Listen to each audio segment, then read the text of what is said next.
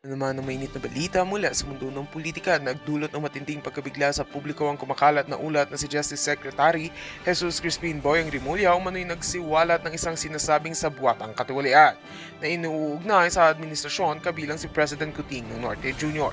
Gayunman, maring binibigyang diin ng mga eksperto na mga pahayag na ito ay wala pang opisyal na kumpirmasyon at nananatiling aligasyon lamang sa ngayon. Ayon sa mga kumakalat na post at usap-usapan online, may umano'y dokumento at testimonya na ipinapakita raw bilang patunay.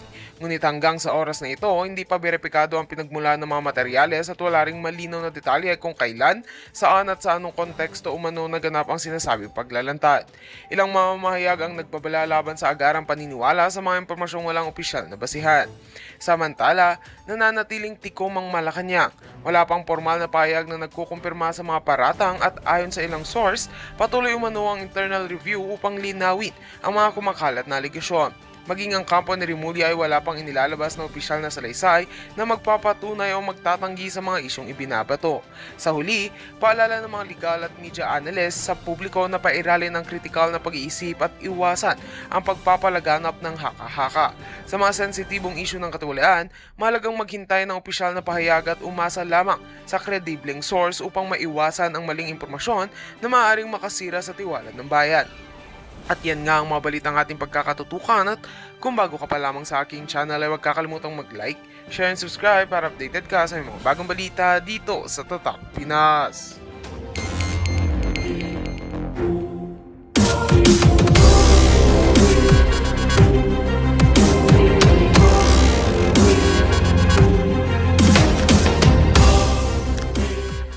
Mga pagtapos ko na po yung anak ko sa kolehiyo, Sir, bumalik na ho tayo. July pa raw po pending ito sa Senate Electoral Tribunal, yung diba? warrant of petition laban sa inyo. Gumalaw na ba yung petition? Kaso? Or ano ba? Nagsabit na kayo ng inyong depensa? Nakaready naman po kami. Ang problema ho kasi marami po mga issues po, di po ba? Nagkaroon pa po ng change of leadership dyan, kaya hindi na ho naasikaso. So, maghihiring po yung unang committee po. Bigla nagkaroon po ng change of leadership, di po ba? Opo. Pagkatapos, napatong na, dumating na po itong issue ngayon ng graft and corruption, itong corruption po. Kinakabahan na to kasi si Marcoleta nandito sa sa Senado. Si Marcoleta, di ba? Tapos si Cayetano kasama siya sa sa tribunal. So hindi na natabunan na. Gusto ko nga po matalakay na ho agad yan, pero inaasahan ho namin ng abogado ko na baka umakyat pa po sa Supreme Court. At pagkatapos baka dalhin pa po sa International Court. Hindi ko na ho alam kung saan pa niya dadalhin ho yan. Halata, alam niya. Alam niya mga kareasyon, naakyat daw sa Supreme Court saka International Court. Mahilig sila sa International Court, no? Katulad ng ginawa nila sa Pangulong Duterte, dinala sa International Court. Araw-araw mo na, Erwin, huwag ka magalala, malapit-lapit naman yan. Hindi ka matatapos sa 6 years. Sa ICI, dadalhin niya rin ho yan. Hindi ba nakaka-apekto ito sa trabaho ninyo, Senador? Hindi ba distraction ito, kumbaga? Naintindi ko na lang, Sir Joel. Siguro pang-content po yan dahil nung nagandahan ho yata siya dahil unang bulusok po niya. Dahil yan po ay disbarred na lawyer na po yan. Dati pong kasamahan din nandun sa media. Nakasama ko pa yan sa People's Journal. At dati pong official po yan ng PBBM. Talagang mainit na ho siguro talagang ulo niya sa administrasyong Marcos at kaalyado po tayo.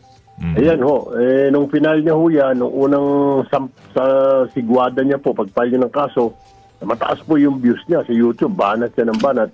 Siguro lumaki yung kita niya. Ang pangalawa, ganun din ho. So, tumaas din ho kanya mga viewers, mga followers. So, hindi ko rin ho siya masisi. Siguro kung pang-content niya ho, Hindi pang content, huwag mo sasabihin pang content. Tulpo, Erwin, inayupak ka. Hindi, yung inayupak kasi galing sa kanya yun. Di ba sinabi mo yung inayupak nung eleksyon? Nagtataka sila tinatawag kitang inayupak kasi galing sa bibig mo yan, inayupak ka, yung salitang inayupak. O, binabalik ko lang sa'yo. Mga karelasyon itong si Erwin, American citizen to, nagsisinungaling. Paano hindi siya American citizen? Hindi nga siya na-approve dyan sa may DSWD eh. Di ba, ibig sabihin, American citizen to. tulong ako sa kanyang hanap buhay. Pero sa kanyang, Senator, O, pustahan tayo, Eriso. Kapag hindi ka American citizen, suntukan tayo. Oh, suntukan tayo. Diyan sa Senado, diyan tayo suntukan, tali man na nakatali yung kamay mo ha, tsaka nakapiring ka. Hindi kita lalabanan ng walang tali tsaka piring, hindi kita kaya. Eh na yun, may kapatid ka dyan eh. May kapatid ka eh. Pagtulungan pa ninyo ako. Mabigat kasi yung kawaran to eh. Pag ito na pagbigyan, it's as if hindi ka naging senador, hindi ka nanalo, di ba? Kayo ba, Ganun pala yung kawaran to. Kapag napagbigyan daw yan, as if hindi ka nanalo at hindi ka naging senador, sakit po na mga kareaksyon. Ganun din ho. So, tumaas din ho kanya mga viewers, mga followers. So, hindi ko rin ho siya masisi. Siguro, kung ang content niya ho, nakakatulong ako sa kanyang hanap buhay. pero sa kanyang, Senator, para sa mabigat pamilya. kasi yung kawaran to eh. Pag ito na pagbigyan, it's as if hindi ka naging senador, hindi ka nanalo, di ba? Kayo ba kung ito po ay paulit-ulit na ginagawa sa inyo, wala po kayong legal move na gagawin?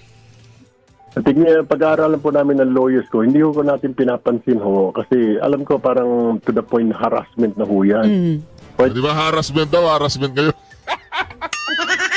Harassment? Di ba convicted ka, libel? Hindi naman po tayo mag-file. Pero sa halip po na paggugulang ko ng pansin at ang panahon, Hindi ka pwede kasi nga, public official ka, pwede ka na namin scrutinize. Lumabas sa bibig mo yung inayupa, kaya binabalik ko sa'yo, inayupa ka. na ika nga pag-file ng kaso ng harassment. Ba't di ko na lang po i-google ang panahon ko sa pagtatrabaho sa Senado? Marami Mas pong- maigi pa ho. Marami pong problema. Kagaya po sa aking pong committee na lamang, dalawa po ang aking committee. Yung social justice welfare po, binibilisan na po natin. Social justice? Social justice, bending the law? TNT sa Amerika? Bakit TNT bawal yun eh? Paglabag sa batas yun eh. Yung pagbibigay po ng ayuda. Kasi po, ngayon pa, pag humingi ka ng ayuda, ang dami, sangkaterba po ang katakot-takot na requirements ang hinihingi po, lalo sa mga hospitalization. Yan po minamadali natin. Ako po pwede, ID na lamang po at saka billing ng hospital o ng punerarya, yun na lang po isasubmit mo.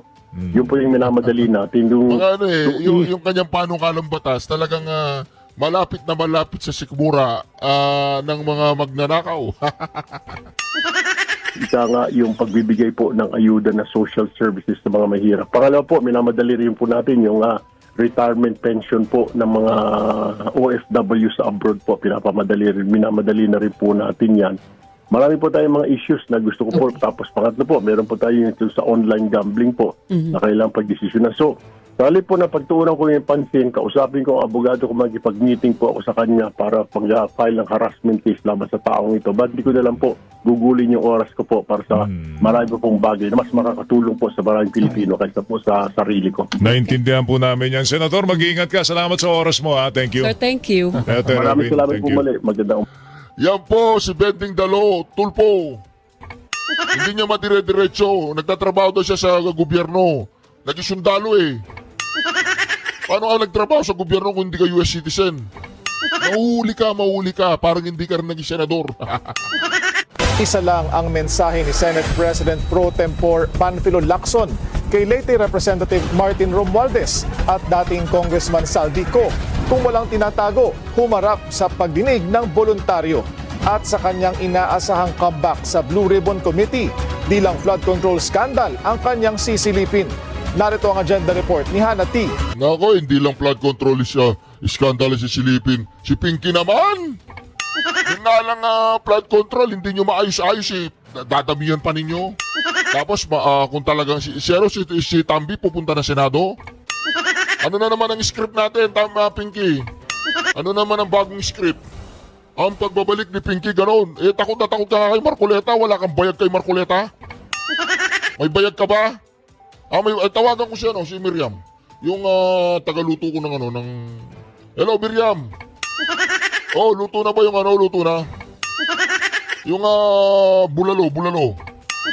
Di ba si Remula naghanap siya ng mga buto-buto dun sa Taal Lake, tumigil na, hindi na mabenta.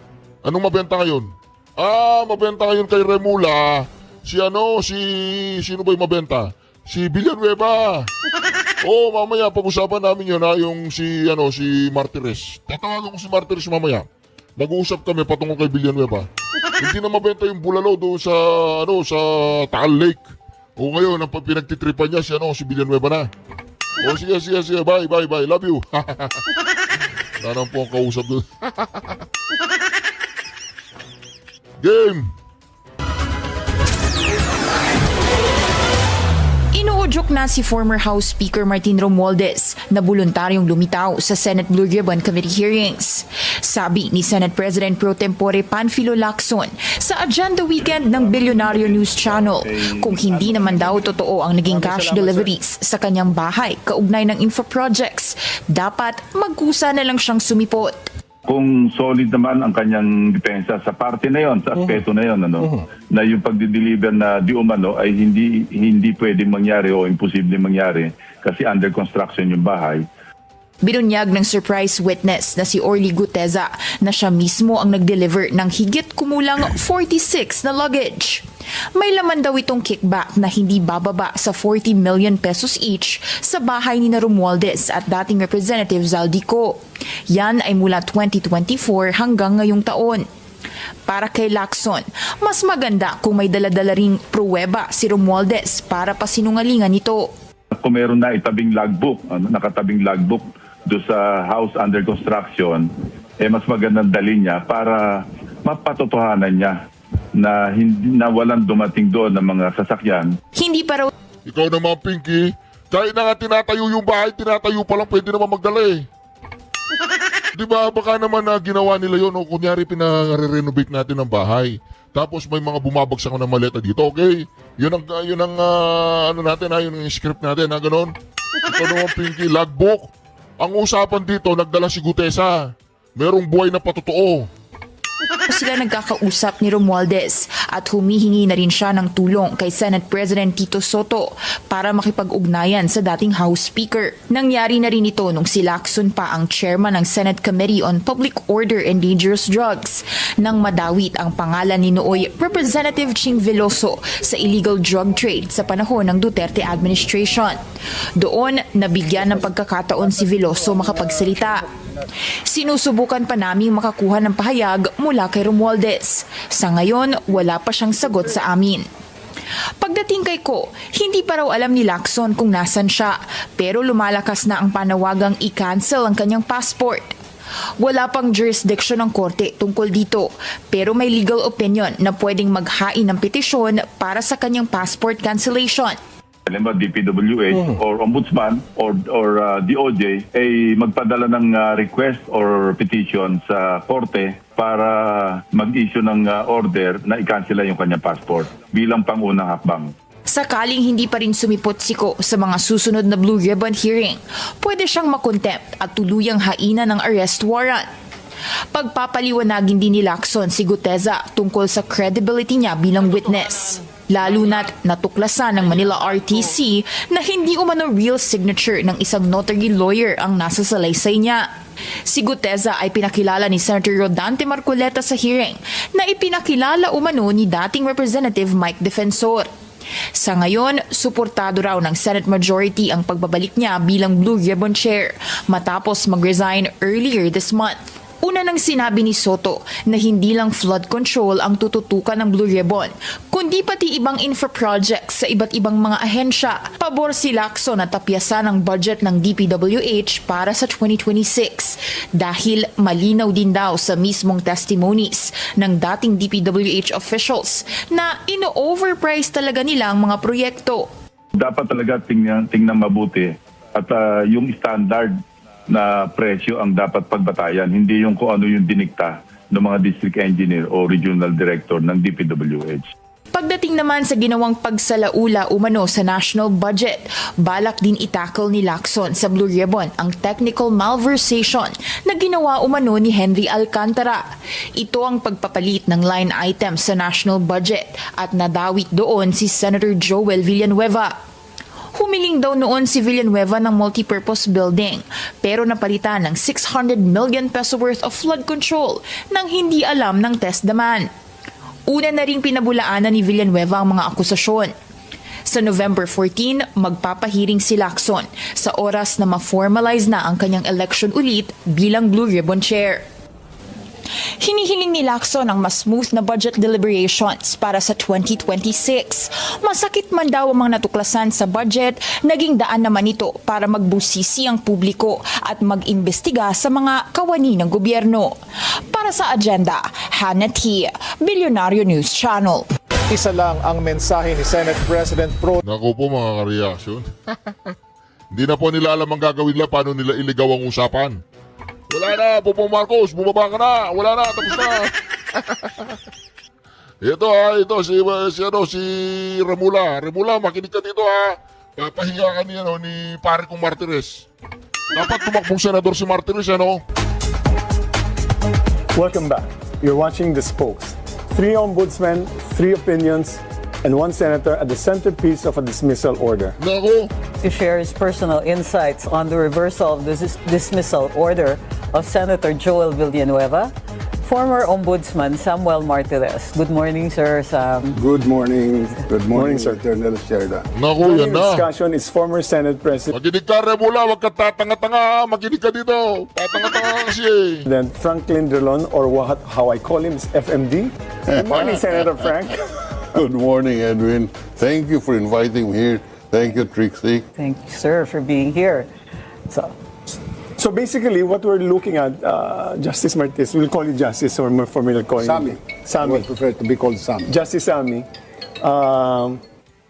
yung mga katwiran po nung inyong dismissal, I think are fairly plain. No? Essentially, can you just reiterate the grounds for the dismissal of, or the reversal of the decision of Justice Chit Carpio Morales? From the very start, Senator Joel Villanueva has already raised the defense that the one who requested for the PDAF is the Buhay Party List. Right. And the signature in the Buhay Party List letter is where the findings of the National Bureau of Investigation a forged signature, not the same signature as the one of Joel Villanueva. These defenses were disregarded by then Ombudsman Conchita Carpio Morales. The decision of Carpio Morales came about towards the last week of October In 2018. in 2016. 2016, right. 2016. When I was appointed in 2018, after an inventor of the cases, I found out that there was this pending motion for reconsideration. So I requested the bureau concerned to immediately act on that motion for reconsideration. Yun! They endorsed to me sometime in July of 31 of 2019. Right. On September 13, I approved the recommendation of the bureau to dismiss or to grant the motion for reconsideration of Joel Villanueva. The first question, Justice Sammy, was that when was the motion for reconsideration filed? I heard you in one interview, you mentioned that you assumed that it was timely filed. But would you have an exact date when the motion for reconsideration was filed by Senator Joel Villanueva? I was told and sent a copy actually by the first page of the motion for of the resolution. It appears that Joel Villanueva filed his motion for reconsideration within the 10-day period to file a motion for reconsideration. Because there are 2 periods in the Ombudsman. 5 days when it comes to criminal cases and 10 days when it comes to administrative cases. And this is an administrative case? This is an administrative case. Senator Drilon, you've gone through this. You've been a senator for so long. So how do you view the whole... Well, firstly, I haven't seen the decisions, and therefore, if I comment, it is only on the jurisdiction of the Ombudsman. Yes. It is very clear that under our Constitution and the Ombudsman Act, the Ombudsman has no jurisdiction over members of Congress. You may not like that rule, but that's the rule in our Constitution. That members of Congress can only be questioned in the Senate or in the House. What are you suggesting? What are you I suggesting? am that not suggesting anything. That's the reason why the Senate at the time did not favorably act on the recommendation or on the dismissal order, because the legal counsel of the Senate in a memo said that they have no jurisdiction over senators. And I think Tito Soto was then the Yes. majority leader Just to- and brought this before the plenary. And indeed, as a lawyer, when I was reading the Constitution, really, the Ombudsman has no jurisdiction over senators and Congress. Having said that, it is clear that the Senate has not acted on this. The issue has not been brought to the Senate on the merits as to whether or not there is a basis for the malfeasance charge of Villanueva. Sad to say, we are not bound. I mean, that's really sad. But we are not bound by what the Ombudsman says. We have our own proceedings. A case can be filed before the Senate today. As Justice Carpio said, there is no, Tony Carpio, there is no prescription insofar as the grounds insofar as the Senate is concerned. Now, the issue as to whether or not, these offenses were committed allegedly during the time that Senator Villanueva was still a congressman. Right. And therefore, it can be asserted that having been elected as a senator, the alleged offenses committed before he became a member of the Senate was abolished by the fact of his election to the Senate. This is the Aguinaldo Doctrine, Which has been vacated. Abandoned, yes. And for the benefit of our audience, Aguinaldo pertains to Governor Aguinaldo of Cagayan, That's right. who was subject of a disciplinary action, but raised the issue of his having been re-elected as governor of Cagayan. And the court, in the first line of cases, said yes, that's why there is the so-called Aguinaldo Doctrine, but which subsequently was vacated. So now the issue is the question: can somebody bring a case against Joel on the basis of the incident? My answer is yes. The issue of whether or not the Aguinaldo Doctrine is still applicable is a matter that would be put on the table. But the decision will be up to the Senate. And they will be deciding on the basis of the case filed directly in the Senate and the evidence presented in the Senate, but not on the basis of the Ombudsman's decision.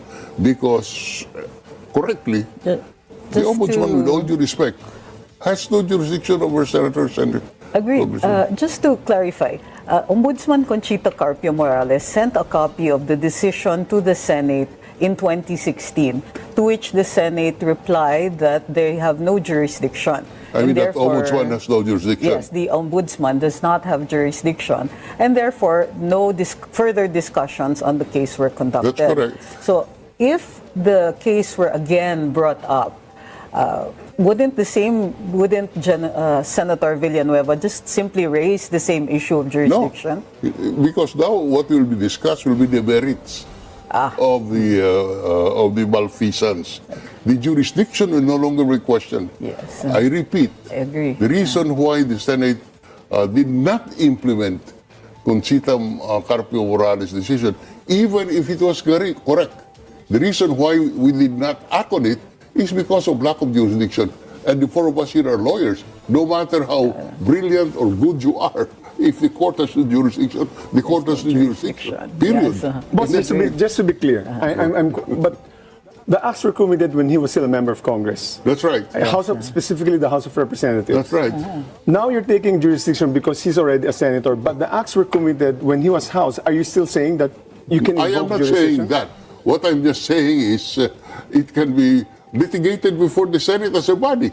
Initially with the Committee on Ethics, and the arguments be raised in the Senate as to whether or not he is still liable for the acts committed while he was a congressman, on the basis of the Aguinaldo Doctrine, and whoever will find a case against him will argue that the Aguinaldo Doctrine is no longer applicable. All I'm saying is that the case of Villanueva can be tried on the merits in the Senate. It has never been tried there. Now, the merits include the matter of whether or not the Aguinaldo Doctrine applies. That's basically what will happen. So that the issue of whether or not the Ombudsman had jurisdiction or has jurisdiction is a settled issue. In other words, the Ombudsman has no jurisdiction, but the Senate as a body has.